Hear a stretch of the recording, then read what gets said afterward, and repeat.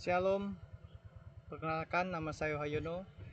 Pada kesempatan kali ini saya akan mencoba berkhotbah mengenai pemeliharaan ciptaan Allah.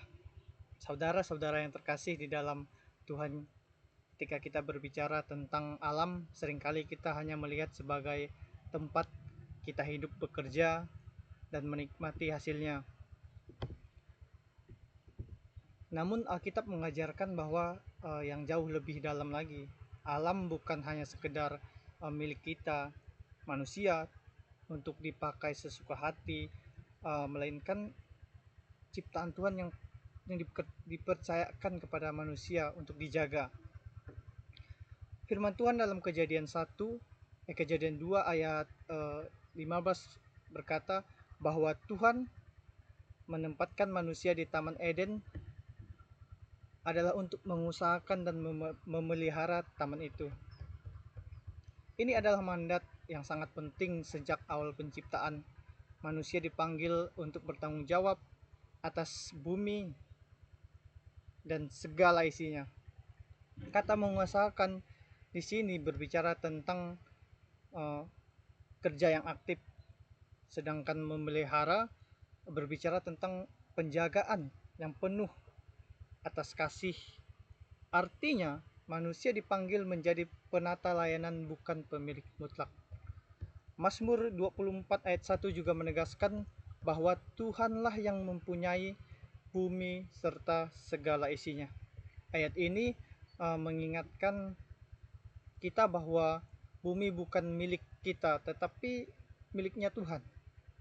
Kita hanya menerima kepercayaan dari Tuhan. Karena itu, setiap tindakan kita dalam alam ini sebenarnya adalah bentuk tanggung jawab rohani di hadapan Tuhan. Apapun yang kita lakukan di dalam dunia ini, apapun yang kita lakukan untuk alam, itu adalah bentuk tanggung jawab kita kepada Tuhan. Sebenarnya, bentuk tanggung jawab rohani di hadapan Allah ketika kita menjaga dan melestarikan alam. Jika kita merusak bumi, berarti kita tidak menghormati pemiliknya. Tetapi kalau kita menjaganya, kita menghormati pemiliknya. Kita sedang menyatakan ketaatan kepada Tuhan. Saudara-saudara, hari ini kita bisa melihat bahwa ciptaan Tuhan yang sedang tidak baik-baik saja. Sebagai contoh, sungai mulai tercemar, hutan mulai gundul, udara mulai kotor, dan sampah menumpuk di mana-mana. Dalam Roma 8 ayat 19 sampai 22 menyatakan bahwa seluruh ciptaan sama-sama mengeluh dan sama-sama merasa sakit. Ini menunjukkan bahwa kerusakan alam bukan hanya persoalan sosial atau politik, tetapi juga persoalan rohani. Dosa yang telah membawa dampak sampai kepada bumi ini. Ketika manusia jatuh ke dalam dosa, hubungan dengan Allah rusak, hubungan dengan sesama rusak, dan hubungan dengan alam pun ikut rusak. Namun ketika Kristus datang, bukan hanya untuk menyelamatkan manusia secara pribadi, tetapi juga untuk memulai pemulihan seluruh ciptaan. Dalam Kolose 1 ayat 16 sampai 17 menunjukkan bahwa segala sesuatu yang diciptakan oleh Kristus dan untuk Kristus. Artinya, seluruh ciptaan memiliki tujuan di dalam Dia.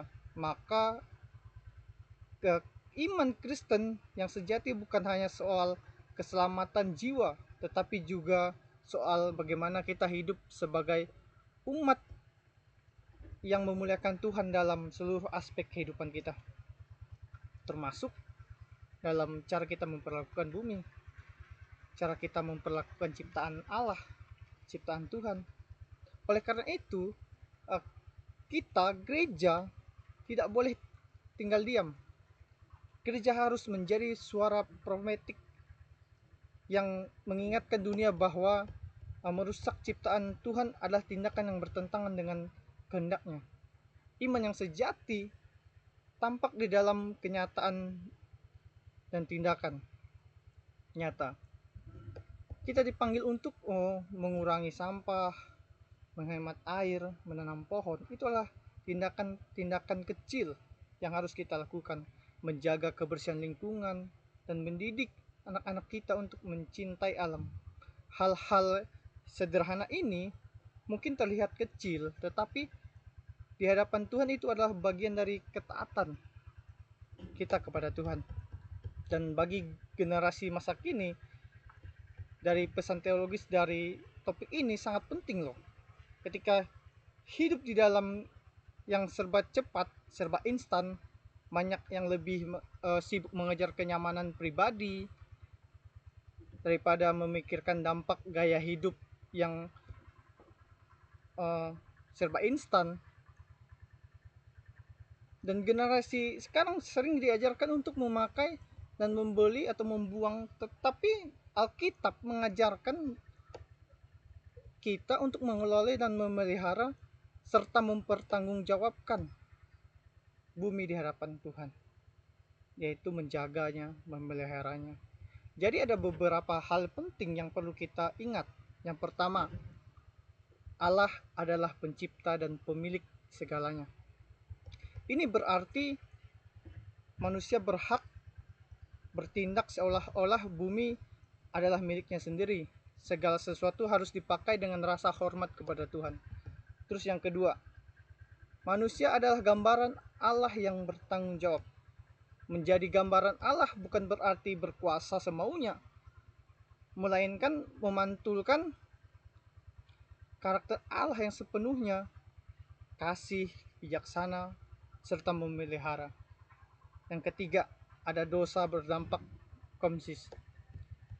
Dosa tidak hanya merusak relasi rohani, tetapi juga membawa kerusakan nyata pada dunia yang diciptakan Tuhan.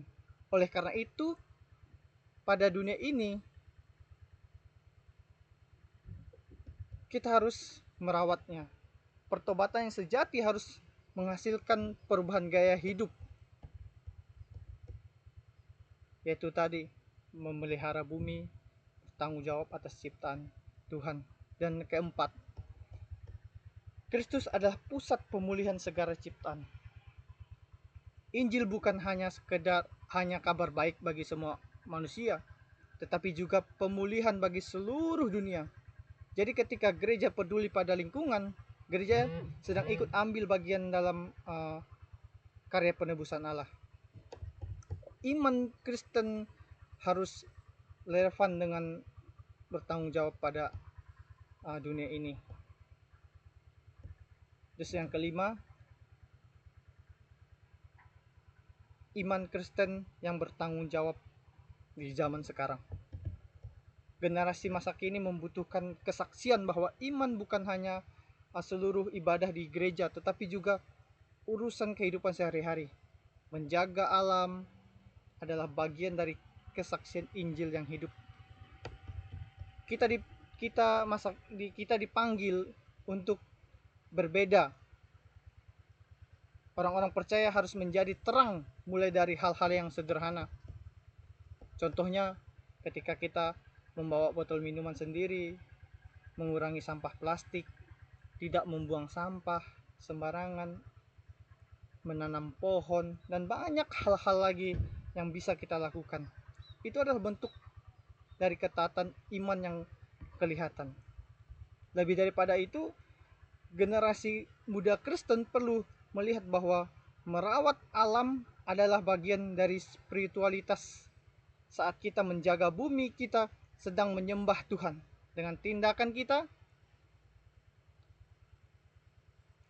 dan saat kita hidup hemat dan bijak, kita sedang mengakui bahwa semua yang kita miliki berasal daripada Tuhan. Saat kita merawat ciptaan Allah, kita sedang mempersiapkan diri untuk dunia yang baru yang dijanjikan Tuhan. Bumi ini dieksploitasi bukan dirusak, melainkan dipelihara, dijaga, agar anak cucu kita nanti bisa melihat betapa indahnya ciptaan Tuhan. betapa mulianya Tuhan dan betapa besarnya Tuhan. Dan alam bukan hanya menjadi latar hidup manusia, tetapi ciptaan Tuhan yang memuliakan Dia.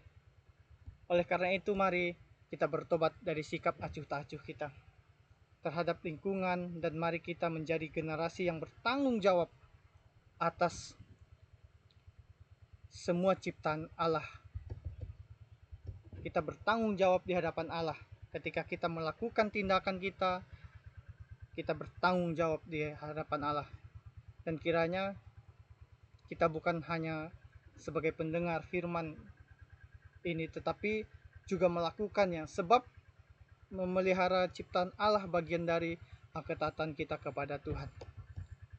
Dan saya mau tantang kita semua memulai dari hal-hal yang kecil. Kita mau bersaksi untuk banyak orang. Kita mau merawat alam merawat alam untuk menyatakan bukti ketaatan kita kepada Tuhan. Dan saya mau ajak kita semua berdoa di dalam Tuhan. Bapa, di dalam nama Tuhan Yesus Kristus, terima kasih Tuhan untuk segala ciptaan-Mu yang pernah kami lihat Tuhan, yang kami nikmati saat ini Tuhan. Terima kasih buat semuanya Tuhan. Dan pada kesempatan saat ini Tuhan, ketika kami mendengar firman-Mu Tuhan, kami ditegur Tuhan, untuk kami boleh memelihara Tuhan, untuk kami boleh bertanggung jawab atas semua ciptaan-Mu Tuhan. Dan kami menyatakan tindakan kami Tuhan lewat hal-hal yang terkecil Tuhan. Dan kami mau Tuhan, nama Tuhan dipermuliakan, nama Tuhan ditinggikan atas segalanya Tuhan. Terima kasih Tuhan Yesus, terima kasih buat semuanya. Di dalam nama Tuhan Yesus Kristus kami sudah berdoa dan mengucap syukur. Haleluya, amin. Sekian khotbah dari saya ucapkan terima kasih.